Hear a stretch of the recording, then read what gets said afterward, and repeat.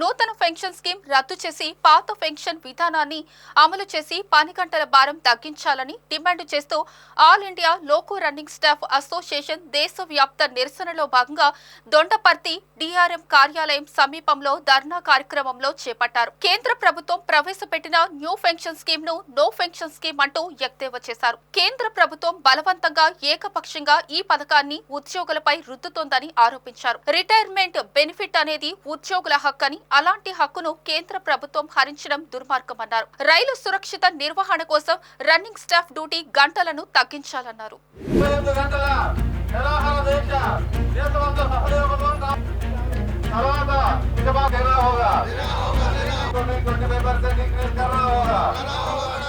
నా పేరు ఎం చిన్నోడు అండి. Visakhapatnam all India loco running staff branch secretary. ఈరోజు ఈ 48 అవర్స్ హంగర్ ఫాస్ట్ అనేది మా కేంద్ర నాయకత్వం సిడబ్ల్యూసి డెసిషన్ అనుసారం ఈరోజు దేశవ్యాప్తంగా ఉన్న క్రూ లాబీలు అన్నిటి ముందు, అలాగే డిఆర్ఎం ఆఫీస్ ముందు ఈరోజు ఇది నిర్వహించడం జరుగుతుంది.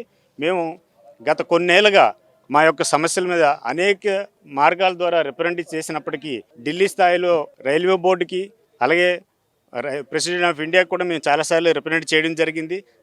మా లోకల్ స్థాయిలో డిఆర్ఎం దగ్గర నుంచి రైల్వే బోర్డు చైర్మన్ వరకు ఎన్నిసార్లు రిప్రజెంట్ చేసినా కూడా మా యొక్క సమస్యలని పెడచేవని పడుతుంది. దానికి నిరసనగా ఈరోజు ఎన్ని రిప్రజెంటేషన్ ఇచ్చినప్పటికీ చేస్తాం చూస్తాం అని చెప్పడమే తప్ప ఒక చర్య తీసుకోవడం లేదు. సో దానికి అనుగుణంగా ఈరోజు మా కేంద్ర నాయకత్వం పిలుపునిచ్చింది. 48 గంటల ఈ హంగర్ ఫాస్ట్ నిర్వహించాలి. సో ప్రతి ఒక్కరూ ఈరోజు ఇక్కడ కూర్చున్న వాళ్ళమే కాకుండా మా ట్రైనింగ్ ఇన్స్టిట్యూట్లో కానీ, అలాగే దేశంలో ఉన్న ప్రజానీకానికి ఎటువంటి అంతరాయం కలగకుండా ఉండాలని డ్యూటీ ఆకలితోనే ఈరోజు డ్యూటీ చేస్తూ వాళ్ళు ఇప్పుడు ట్రైన్స్ నడపడం జరుగుతుంది. సో ఇది మా యొక్క దేశ భద్రత దృష్ట్యా మేము ఎటువంటి ఆటంకం కలిగకుండా ఒక శాంతిపూర్వకంగా ఈ 48 గంటల హంగర్ ఫాస్ట్ అనేది నిర్వహిస్తున్నాం. మా యొక్క అనేక డిమాండ్లు ఉన్నాయి. అందులో దేశవ్యాప్తంగా ఉన్న అందరూ రైల్వే ఎంప్లాయీస్కి టీఏ రేట్ అనేది 50% 7th పే కమిషన్ అనుగుణంగా టీఏ రేట్ పెంచడం జరిగింది. బట్ మా యొక్క లోకో రన్నింగ్ స్టాఫ్కి మాత్రం ఆ టీఏకి సంబంధమైన మైలేజ్ పెంచలేదు. దానికి అనుగుణంగా ఎన్నోసార్లు రిప్రజెంట్ చేస్తాం, ఇంతవరకు ఇంకా అది పెంచలేదు. అలాగే దేశవ్యాప్తంగా ఉన్న రైల్వే కార్మికులందరికీ టీఏ అనేది ట్యాక్స్ ఎగ్జంప్షన్ మినహాయింపు ఉంది. కానీ మాకు మాత్రం అందులో మా కిలోమీటర్ అలవెన్స్లో ఉన్న ఒక పార్ట్ 70% టీఏ దానికి మినహాయింపు మేము కోరుతున్నాం. చేస్తామంటుంది, ఇంతవరకు చేయట్లేదు. అలాగే అనేక రైల్వేలో కొన్ని కమిటీలు నిర్వహించింది.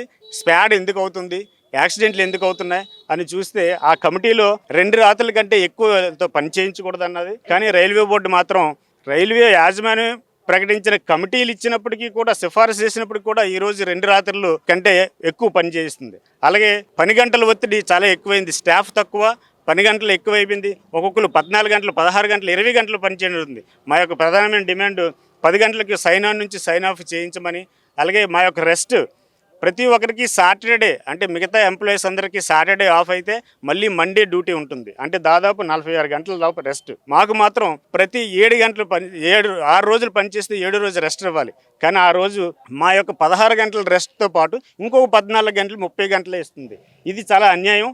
దానికి కమిటీలు కూడా స్పాడ్ కమిటీ డిక్లేర్ చేసింది. వీళ్ళకి 46 అవర్స్ వాళ్ళకి నార్మల్ రెస్ట్తో పాటు మిగతా పీరియాడికల్ రెస్ట్ 30 గంటలు ఏదైతే ఉందో కలిపి 46 గంటల రెస్ట్ ఇవ్వాలని నిర్ణయించినప్పటికీ ఈ రోజుకి ఇంకా ఇవ్వడం లేదు.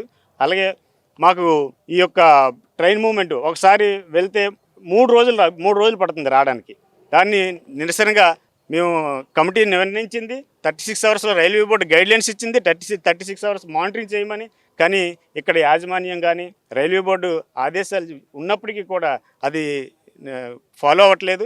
దానికి నిరసనగా ఈరోజు మేము ఈ కార్యక్రమాన్ని చేపట్టడం జరిగింది.